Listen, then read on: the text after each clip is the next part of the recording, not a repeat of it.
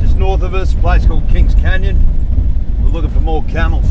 We're out here with our mate, chasing a few more bulls.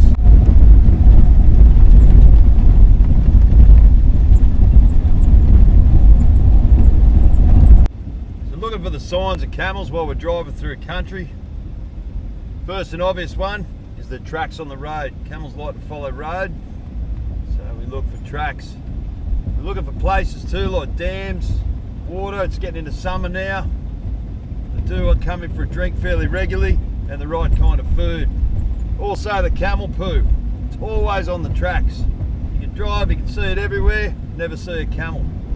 But we're hoping today, somewhere down here we can spot some. It's good country for them.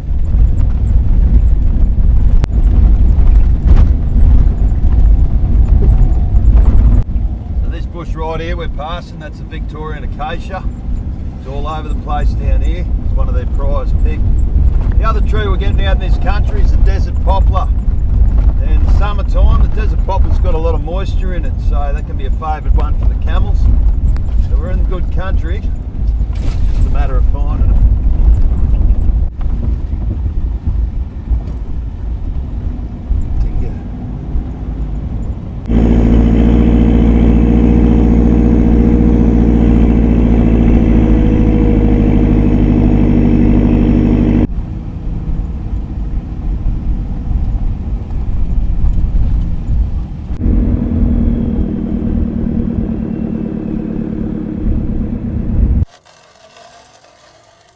His brother coming up with him. Did you go down further then?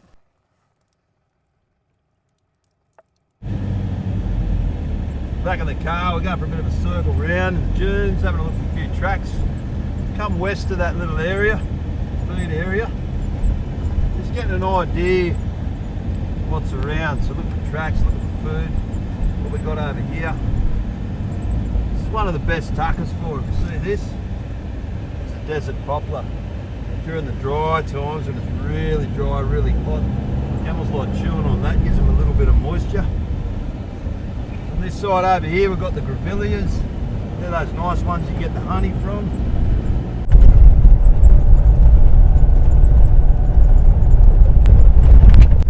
We've got this Victorian acacia out here, so this is where they're feeding. We've got fresh camel poo on the track. So this is their little spot.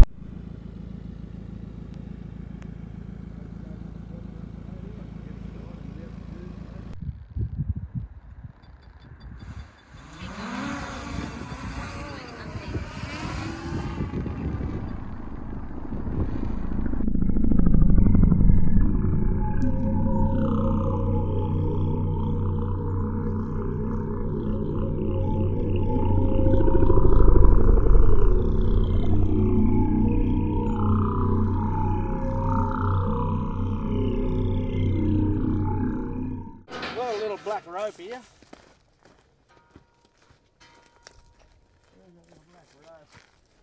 Right, the plan. Camel muster.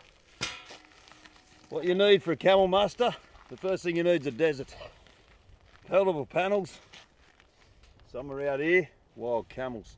Plan is tomorrow, Dennis is over here, he's going to be on his motorbike. He's going to be mustering up around there, having a look through the dunes.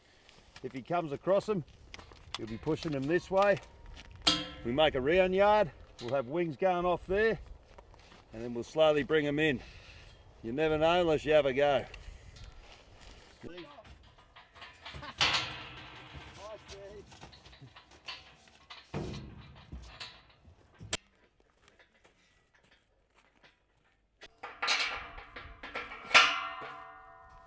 So what we're creating here is the basic round yard. It'll come around like that, and then we'll have the runs out like that, like a big wing, and as they come running in, we'll get in behind them and hopefully have them trapped in here. Make sure you got it tied off. We're using a good desert oak tree over here. That's not going to move anywhere. We've got a 50-50 chance. If we get them in the yard, they might stay. We might lose our yards. We'll see what happens. So this is Dennis over here. Dennis is an old mate from Walkabout. Camel wrestler from way back and legend of the industry. This is his plan. The way he gets camels And this is how he sets it up, his round yard. And he'll be on the motorbike tomorrow doing the muster. We're using the dolly to knock some star pickets in. This will help secure the yards.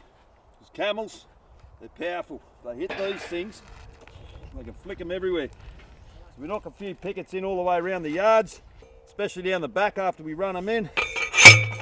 It'll just give us a bit of extra safety there, and hope they stay in there. These are the flags.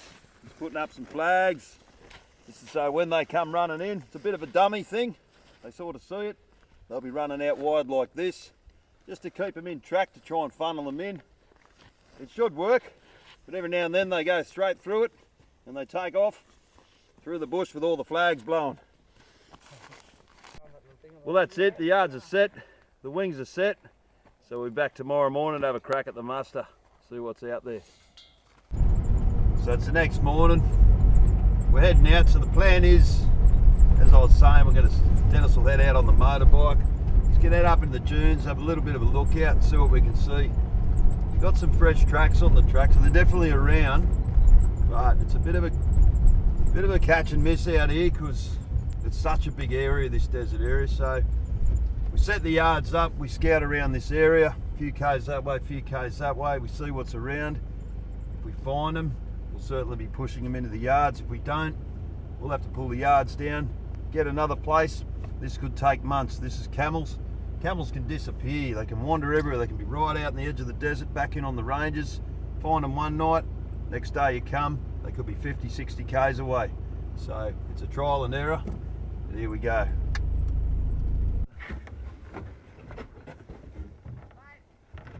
Aye. Knievel.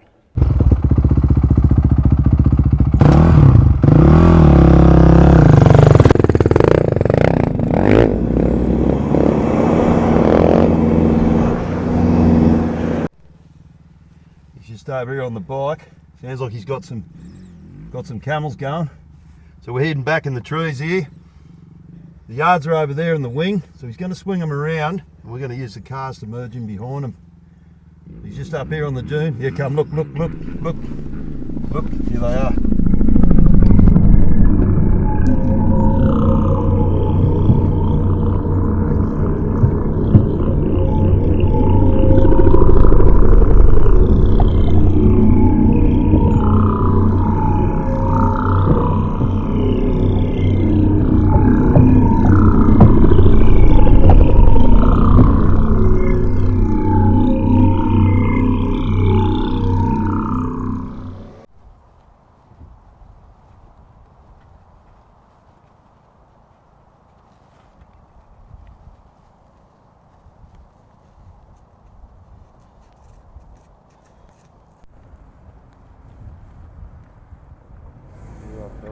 There's a young bull got in the yard.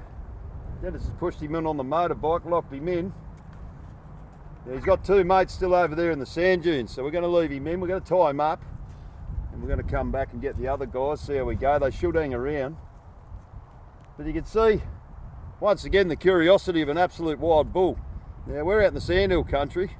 There's nothing really all the way to virtually Western Australia from here, and he's come up and had a little bit of a sniff of this. So that's the confidence of a bull camel. But you can see he's looking for his mates over here. So that's the idea, to get the rope on him. We'll get a holder on him, because if we come back, this bloke can pull the yards apart pretty quick, looking for his mates. You all right, mate? Good.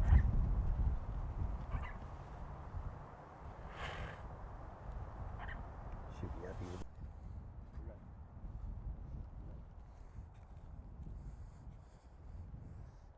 Hold it over the fence, mate, but it'll put something on him.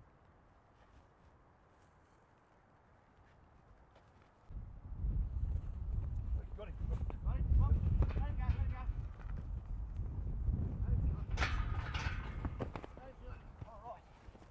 Go this way, Lick. Oh, he knows it hurts.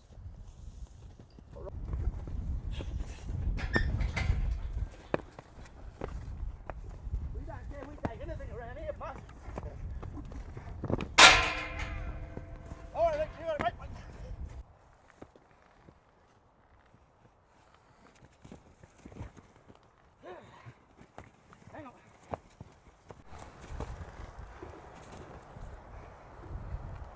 Watch him, mate.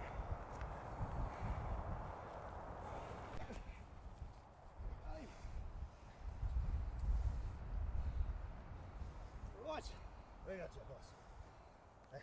There's another way to do it. Wrapping all the four legs up, over he goes. Sometimes this is the safest way to do it. So get the head done now. Just hold on, hold it, sit on the hump. Get all the weight on the hump.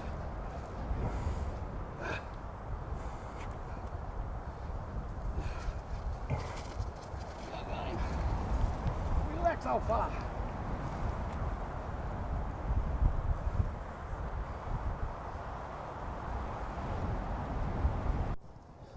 You got the pins to pin him?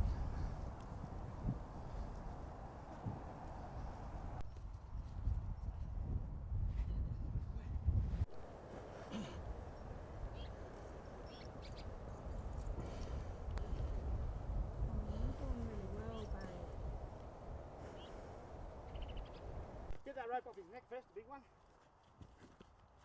Look. If you can. And I think that's maybe that half inch on his back legs too we've got to work on. Yep. We go there. Almost.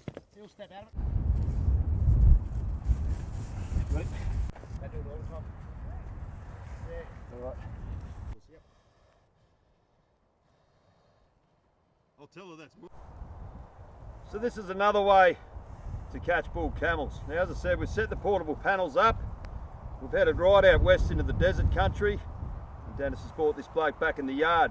Now, the method around the legs and throwing the camel, this might seem harsh, but it can actually be safer, not only for us, but also for the camel. You're right, big fella. I know, mate, you're all tied up. So when the camel gets dropped on the ground like that, you get your body on the hump, this stops him coming up. What this does is stop the animal from throwing its head around. Now, a lot of camels, when you lasso them and you try and pull them into the rail, they can throw that head, you get a lot of weight up in that head and the neck, and actually break their jaws. This can be very common with wild camels. So the idea of throwing a camel on its side and getting it tied up and getting its head secure, because this bloke's really wild. He hasn't had much contact at all, if anything. He's been right out there in the back of that desert country, probably the first humans he's ever seen. Okay, so that method, it stops him from even attempting to break his jaw. So we've still got one leg tied up at the moment just to settle him down so he don't smash the yard or break his face and leave him here tied to the tree. So this is another way to do it. Like I said, it seems like a wild way to do it, but sometimes it's better for the camel. Okay, and he's sitting there all right now. He's still threatening with his teeth a little bit like that, but that's pretty normal. It won't take him long to calm down, and then tomorrow we'll be bringing him home. Come on, let him settle. Now you can see up here in the back of his neck, he's got all this black stuff running out. That's his sweat glands. That's where a camel sweats up the back of the neck. Now you hear about camels being smelly animals.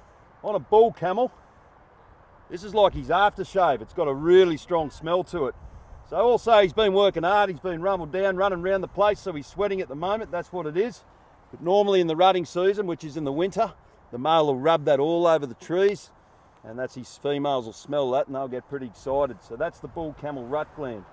That's why their camel smells. Well, that's a wrap. Got the bull over here.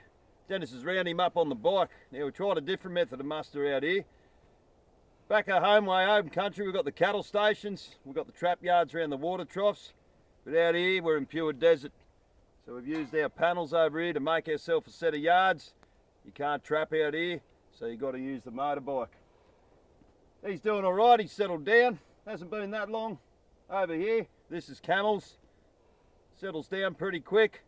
Yeah, as I said, we had to roll him over because out in this country, say on the stations, they do come across vehicles, they have had some sort of contact. These blokes are coming straight out of the wild desert. So instead of him throwing his head, danger and breaking that jaw, we roll him on the side and that stops that. Got the holder on his back, so he's ready to come home. We'll be back in a couple of weeks to find some more. Sounds like a plan. Here's a plan.